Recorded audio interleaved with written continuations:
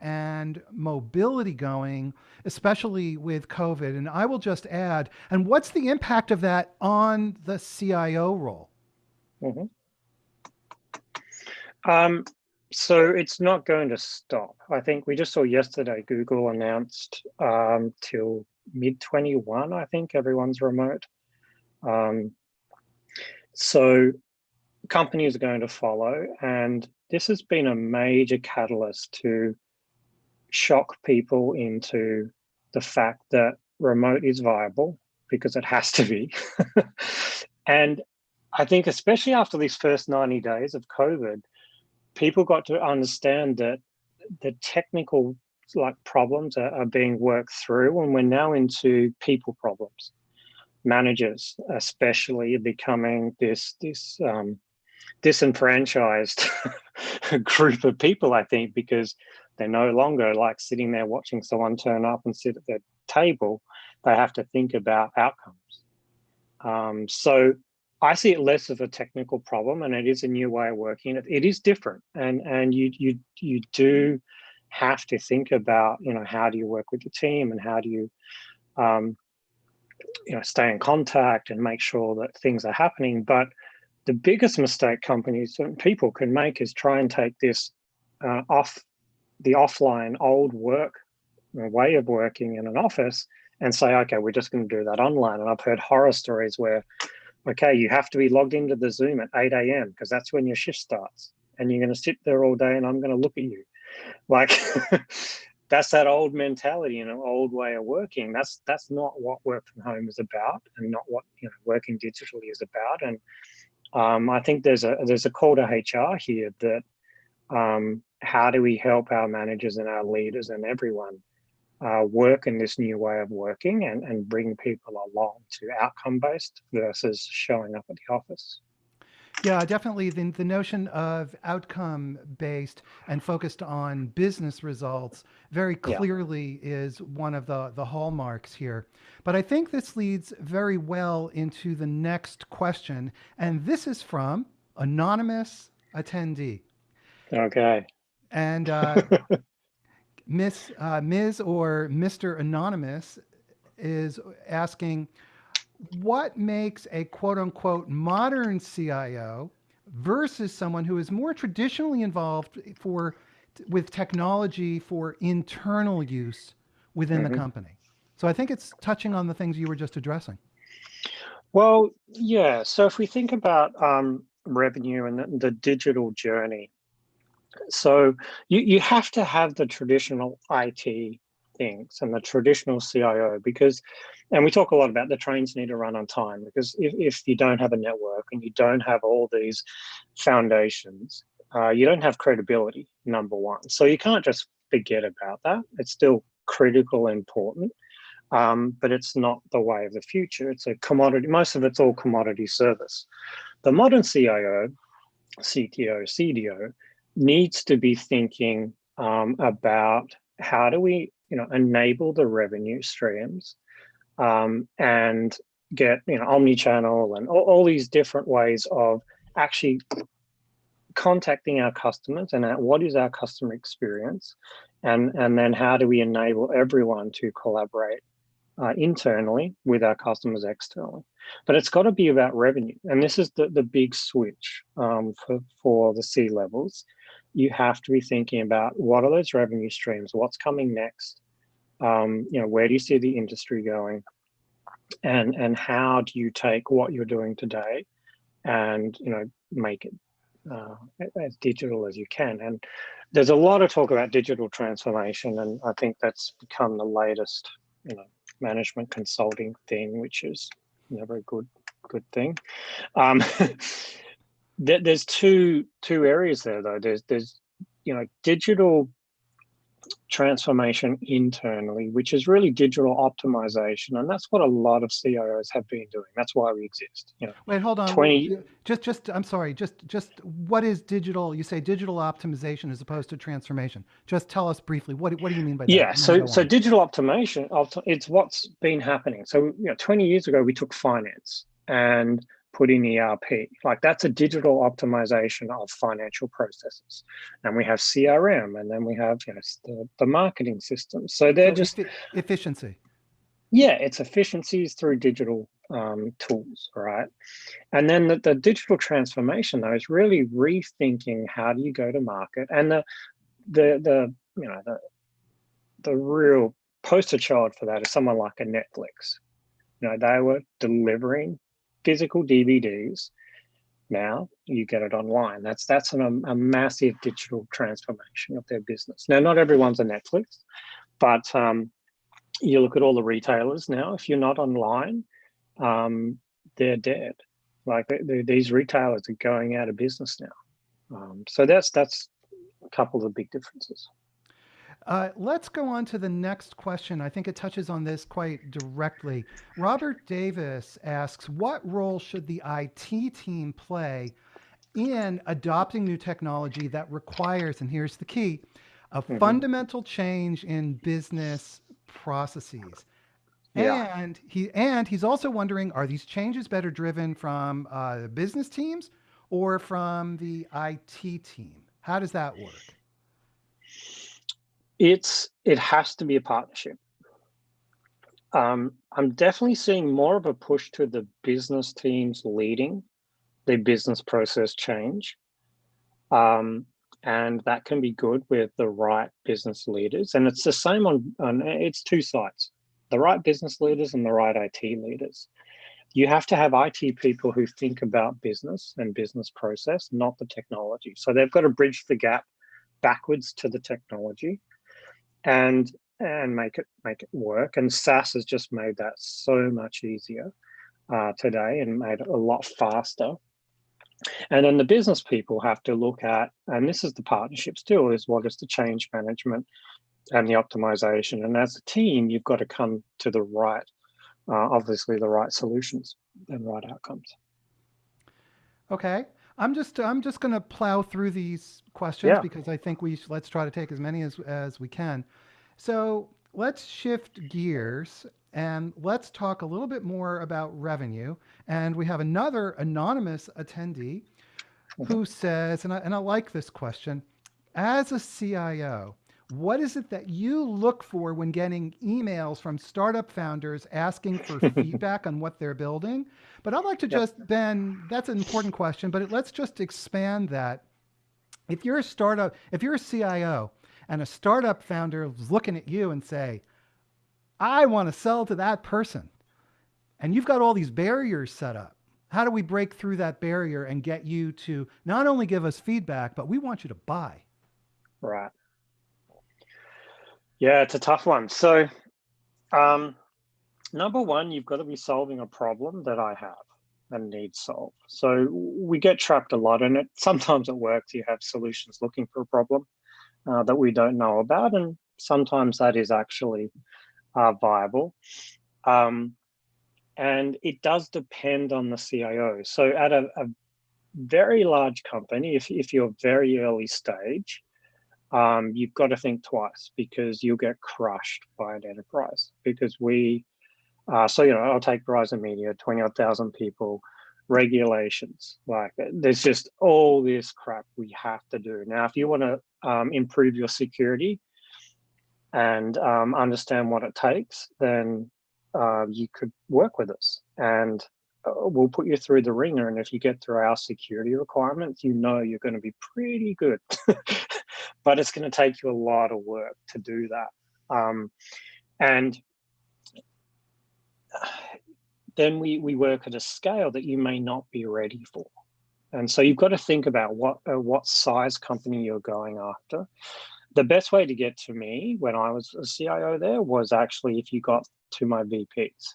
Because if my VPs or my directors came to me and said, hey, this is an amazing solution, they'd get my ear and we'd talk. And we actually did one. The last one I did was with an AI platform, MoveWorks. And the team was out looking for it. Was one of our innovation projects, and they looked at a lot of different vendors, and we finally got to a couple that were viable. But it was the VPs that pushed it, And I eventually sat down with the vendor and went through their solution.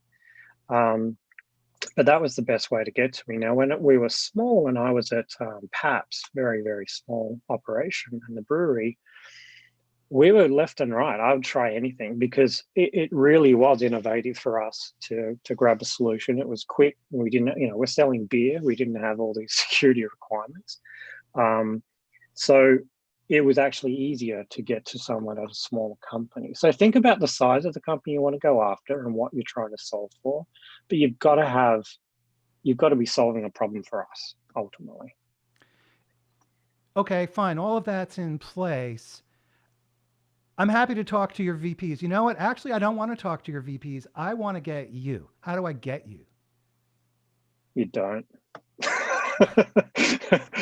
Seriously? So, well, it's pretty hard. Look, I'm reasonably active on Twitter, and I definitely engage on Twitter. Cold emails don't work. I answered one cold email. I answered a cold phone call in 2011. Okay, I think we sort of got it there.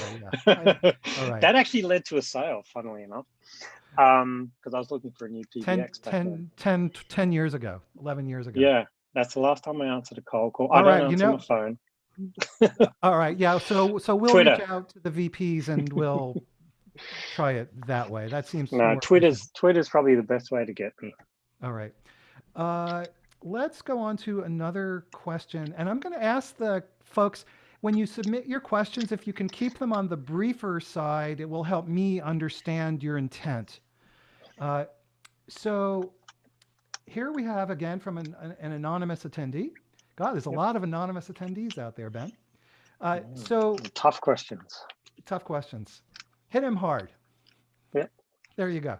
All right. So, how do you get a CIO and IT team to understand that, quote, lack of a current integration should not be a deal breaker because there's so much ROI from our solution at the operational level that, this tiny integration, and besides, you IT folks are being hung up on the wrong things when we're trying to sell you stuff.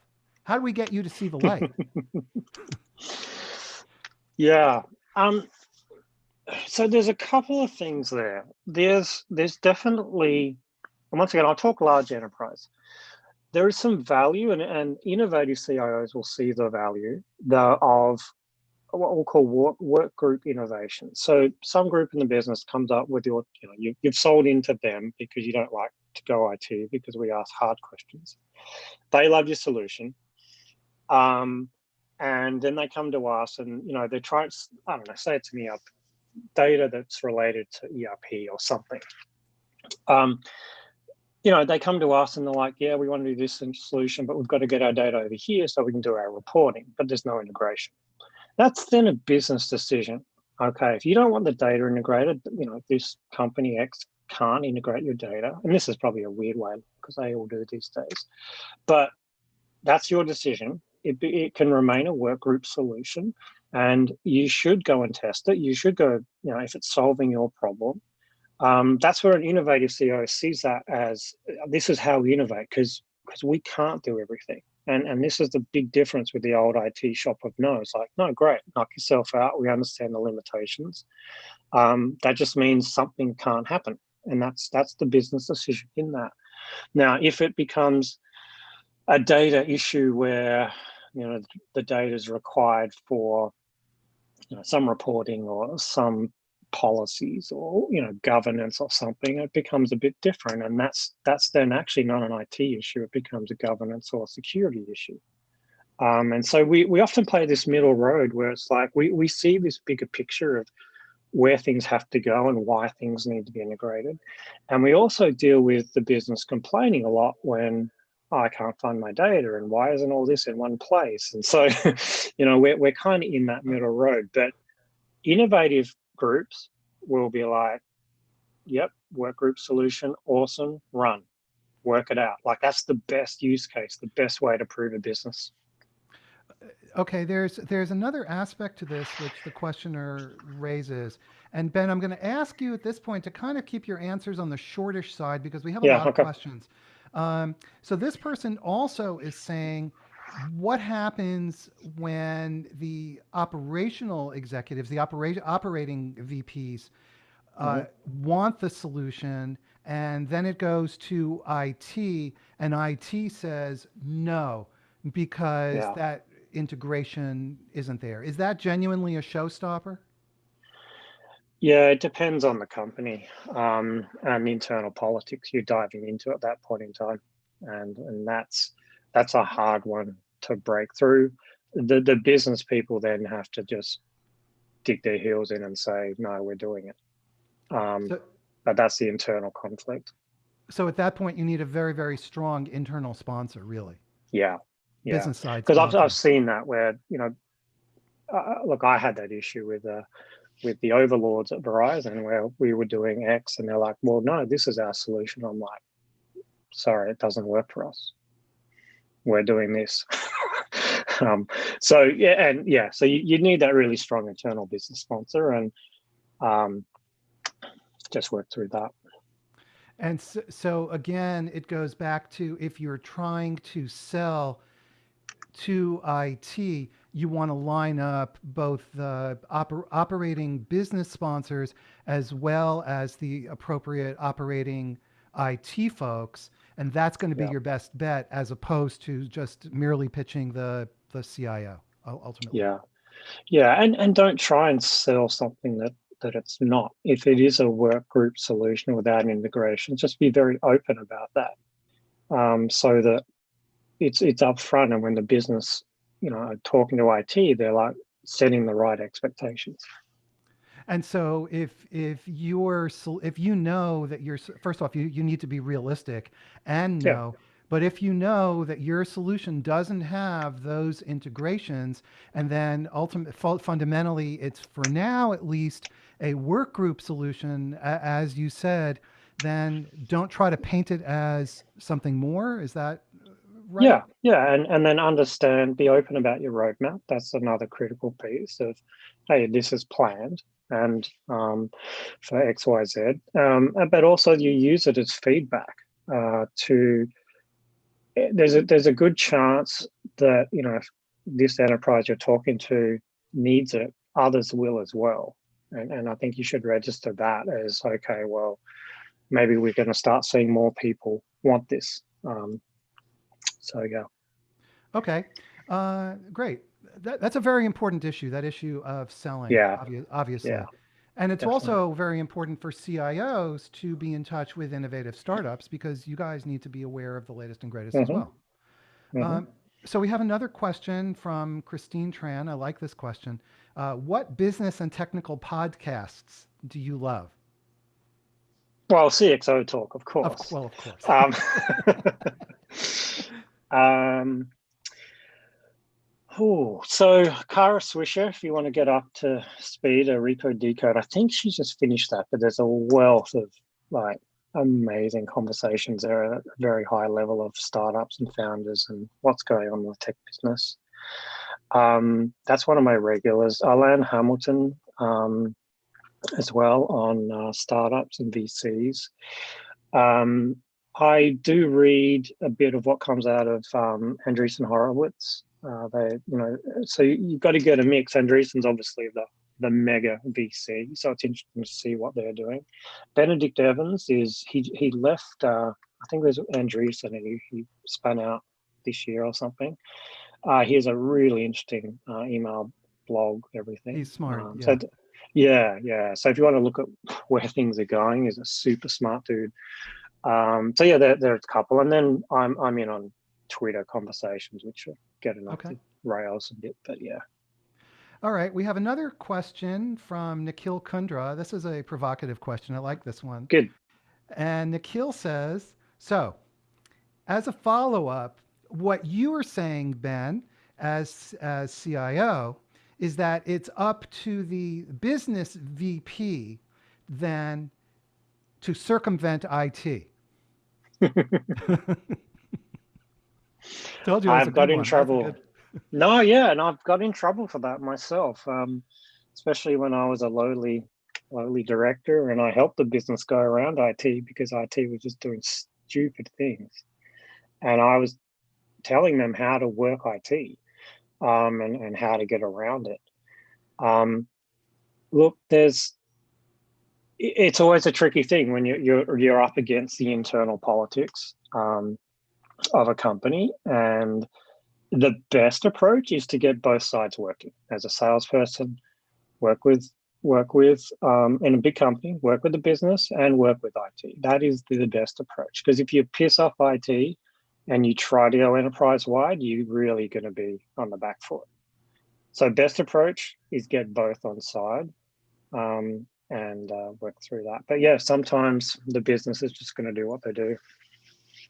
I will say that I have spoken with many SaaS folks from SaaS startups and have counseled them, or let me put it this way, who then come and say, well, the business side can purchase us without involvement in IT, even Yeah, though it's ultimately an enterprise product. And I always counsel them, try to get IT on your side, because at some point you're going to run yeah, into those folks yeah, and it's better for them to support you. So figure out a way to, yes, of course, embrace your customer, the business side, but embrace IT as well, because you will need them and they can support yeah, you. And if IT is behind you, it's going to be a lot easier to make that sale. yeah. And look, this is I hope this is going to get easier over time as we get rid of all the old CIOs that are just infrastructure people. Um, and it will become you'll start to see a lot more forward thinking. But yeah, you need to get them on board. And the biggest thing you have with the business taking it on is there's a risk aspect there they don't see. So you've got to make sure you work with security, and a lot of the times IT brings all this together, and that's what the major benefit. But if you have a security breach and the business is bought and IT is not involved, it's this big pointing. It just gets ugly. So let's try and work together, people. Yeah, and if you're a startup and you get involved in that kind of ugliness, Yeah, I mean, you're basically toast. yeah. Look, I've seen stupid situations where, and the business don't know, and they come in and there's clear text passwords and there's no single sign on and dual factor, and just the 101s. You take all that on if you're only working with the business, and if it goes wrong, it gets ugly. Yeah. Okay. So I guess the takeaway there is avoid ugliness. Yes, Okay. Another really good question. God, you guys are asking excellent questions here. it's good. Uh, yeah, yeah. And this is from Gabby. And Gabby Hey, says, Gabby. hi, Gabby.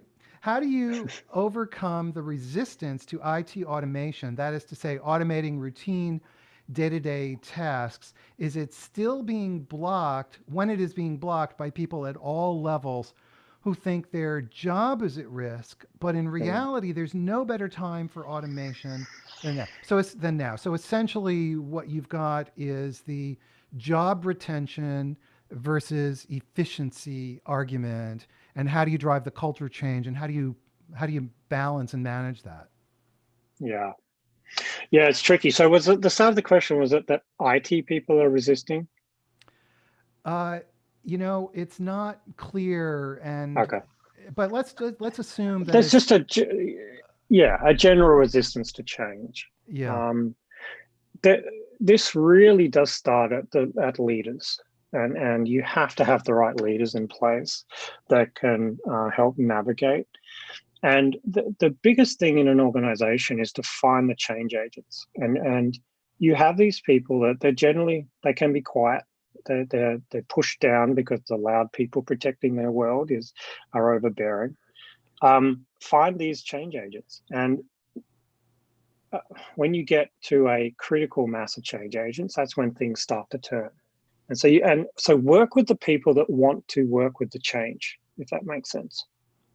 All right. There are people that want to change. Work with them, and then you get this momentum. And as you start seeing results, um, especially with the right leaders, they'll gravitate towards those results. But yeah, seek out the people that really want to change. The negative and the doomsday people are always stronger. So you got to work extra hard. So Ben, on that subject. So you're CIO, and everybody knows that the job of the CIO is to nurse things like phone systems and Oh, email please put systems. me to sleep. And here you are, like a lot of what you're talking about has to do with business change. Yeah. And Yeah. so, why is the guy who's responsible for the phone system telling us about how to change our business? So yeah, it's like saying the CFO is responsible for accounts payable, right? Touche. You know, you know, because yeah, he is or she is, right? He or she is absolutely. You got to make sure the bills are paid and the creditors are happy. It's the same with the CIO, and I think the sad part of this is that there's a lot of old school CIOs, and that's all the business has seen. So they have zero credibility, and they see the phone system doesn't work, right? Our email goes down in the old days when you had stupid exchange on prem and everything. So they never got out of that space, right? And this is the challenge. So there's a big perception there, and a CIO must have an extremely strong VP of infrastructure that makes sure all that works, and you make sure you fund it, and you don't scrimp on it. And with all that working, you then can really have an opinion and be pushing up into the revenue side of things. And changing business process is a critical part. So yeah, that's The Kim I could go Stevens. on. Yeah, and by the way, thank you for taking my gentle jab in. That was It's all a good. very good comeback. I like that one. Um, Hmm. so Kim Stevenson, who used to be the CIO of Intel, and she was a great CIO. Yeah, Uh, she is fantastic. she once said that she once called this operational excellence, and that same Yep, phrase was echoed on CXO Talk by Brian Lilly, who used to be the yep. CIO of Equinix, another really good CIO. Hmm. So really, that's what you're saying is operational excellence needs to be the table. If you don't have, if you're, if the infrastructure doesn't work, you will never have the credibility to get Right. that proverbial seat at the table and drive any type of strategy or Yeah, transformation. yeah. When you look at the pillars of the CIO group at the very high level, infrastructure is one, operational excellence. Then you have business applications, and there's the collaboration and all those like company-wide tools, and then you have the specialized verticals with finance, HR. That's a massive part of your world. Then you have data and integration. It's another massive part of your world.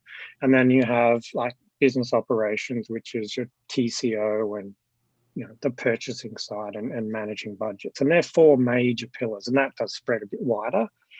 But the infrastructure is a quarter of what you do. Okay, let's go on.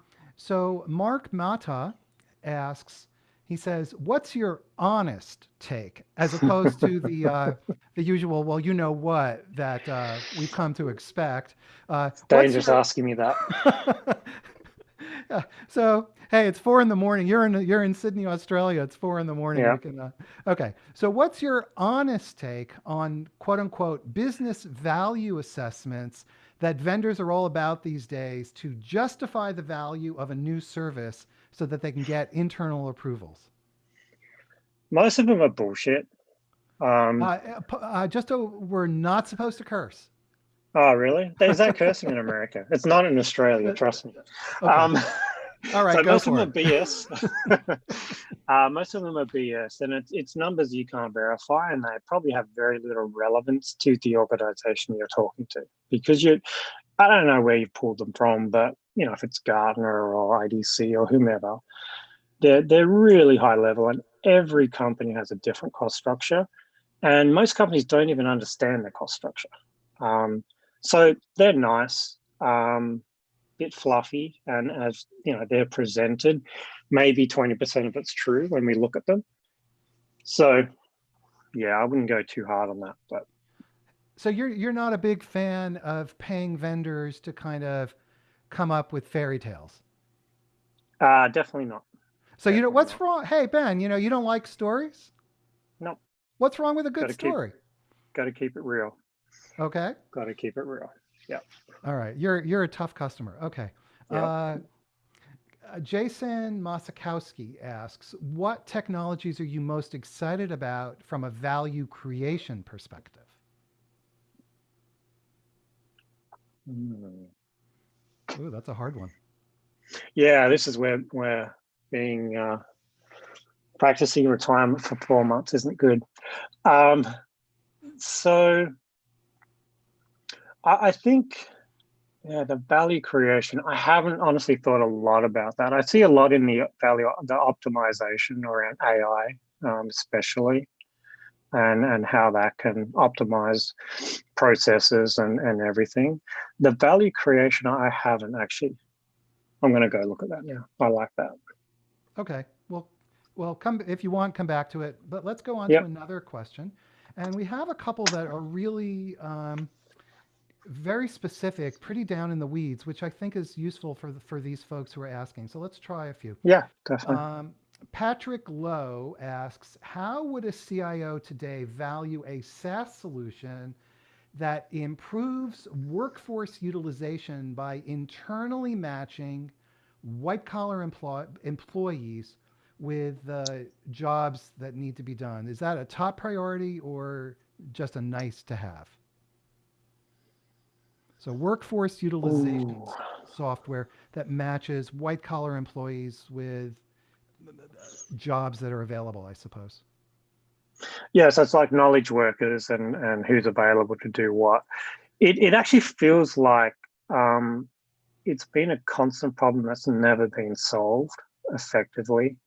Um, and I think there is a huge value there, but the problem is, and I've seen a few systems try to do this in matching, is that the underlying data is it's not rich enough, it's not updated enough, it's not in a central place to understand who and how the matching can work. So I think there is value there. I just think it's really hard to show I agree. how it works. And you think about a company, and there's a big company, it's 10,000 people, but it's actually like thousands of groups of 5 or 10. When you think about, a manager maybe has 10 directs, and it's a hard nut to crack. I think there's some value there, but it'll be a very long conversation with the business and in the partnership with the business to be like, how would this happen, and how could you make this work? So I guess the takeaway there is if it's difficult to explain the value, you might want to try to figure out a way to either simplify it, make it make the value more directly apparent, faster to Yeah, apprehend. yeah, and maybe there's a value at a team perspective, and I'm thinking engineering especially, and Mm-hmm. this team's a mobile team, or there's 20 different mobile teams, but this one's done the latest iOS or Android, and we've got a new app. Who's the best team to do it? There's definitely value in that, because right now it's who knows who, and favorites versus who's best. Yeah. I mean, the more you can simplify your value proposition and make it straightforward and direct, the better you're going to be. Yeah, we've Ben, looked at that on. Oh yeah, no, you go. Yes, yeah, next no, question. we're gonna run out of time, but we have Yeah, more questions than we're gonna get to. So I'll ask you to. So let's. Here's the part of our show where I get to ask Ben really hard questions, and Ben has to good. answer succinctly and really fast. How's that? Quick fire. Yeah. Okay. Um, a great question from Juan Avadio. I hope I pronounced your name right, Juan. He asks, how do you deal with different generations of cultures in the IT front, millennials, Gen X, Mm-hmm. and how do you deal with the shortage of talent? So the different cultures within IT, you need to have. So talk about collaboration. You have microcultures within just the age group. So engineers don't do email. Okay, they're on chat.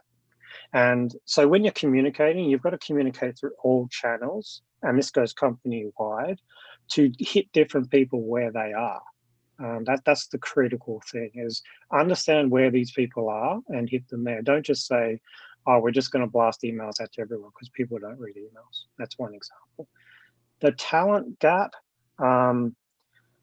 yeah, I actually think the work from home, this movement now is going to help that, because you're not asking people. Well, if you're smart, this actually becomes an advantage. You're not asking people to relocate. You're looking at skills.